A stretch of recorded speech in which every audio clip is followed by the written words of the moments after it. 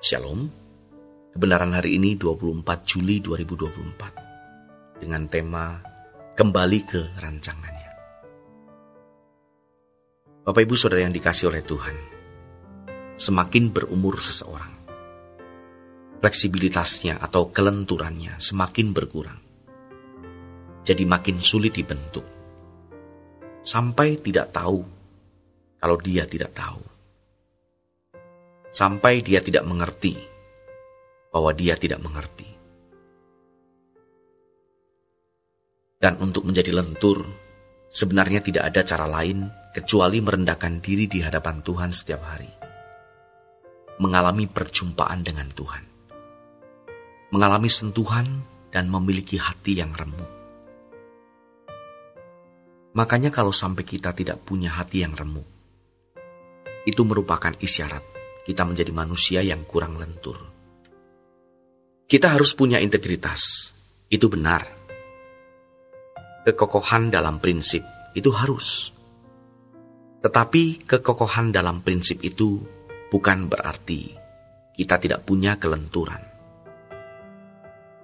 Bukan kelenturan ikut manusia, tapi kelenturan ikut Roh Kudus.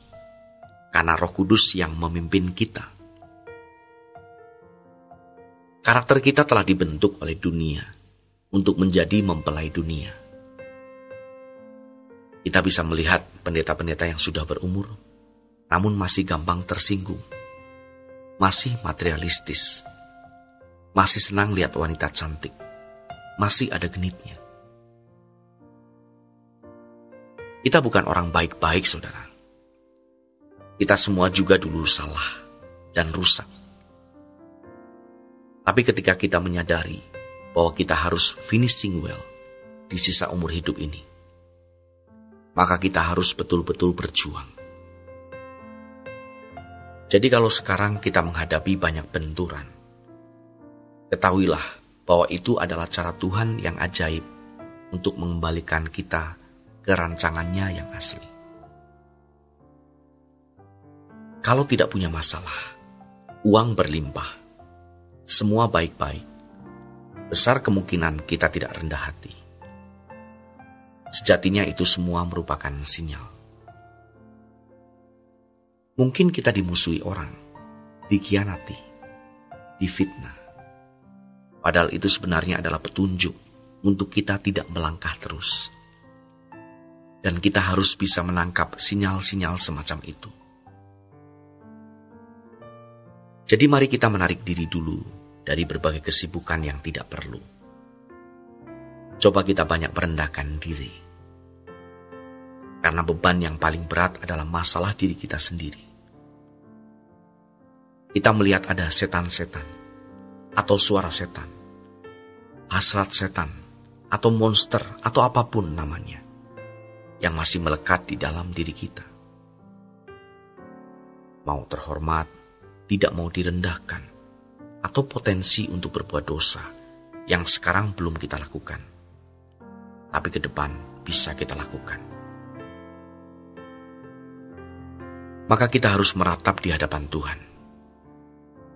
Coba kita benahi diri kita, mengacu pada rancangan yang mungkin sampai sekarang tidak pernah kita perhatikan.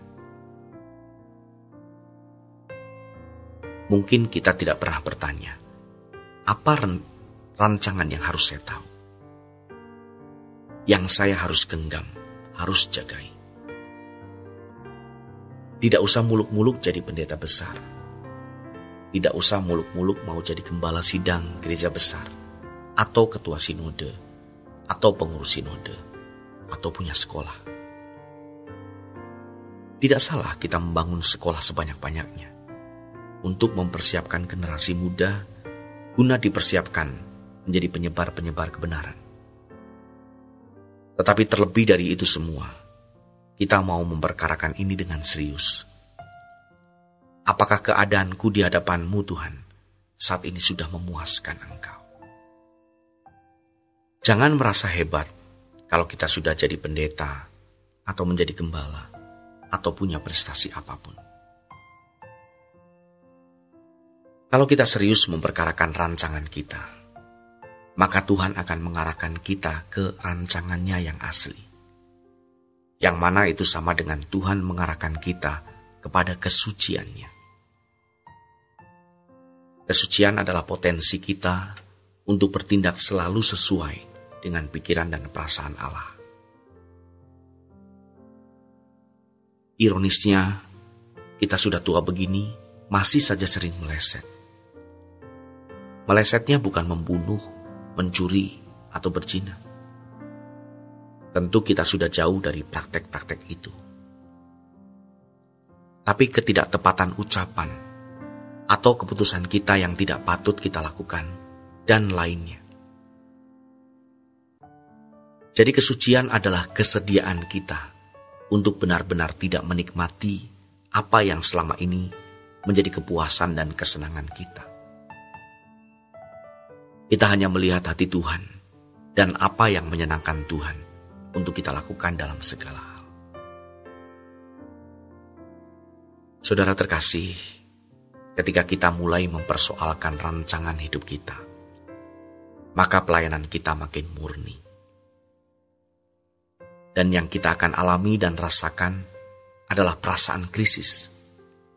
Sehingga kita akan bisa juga merasakan krisis terhadap keadaan orang. Keadaan krisis seseorang itu bukan karena dia sedang sakit parah, atau sedang mengalami masalah keluarga, atau masalah ekonomi. Itu bukanlah masalah prinsip. Melainkan ketika orang itu tidak layak menjadi anggota keluarga kerajaan Allah. Ketika kita punya perasaan krisis, maka pelayanan kita akan fokus, taktis, dan betul-betul memiliki proyeksi yang jelas, yaitu mengubah manusia. Mengubah manusia berarti mengubah karakter orang itu untuk sebisa mungkin presisi dengan rancangan yang Tuhan berikan. Demikian renungan pada hari ini. Tuhan memberkati.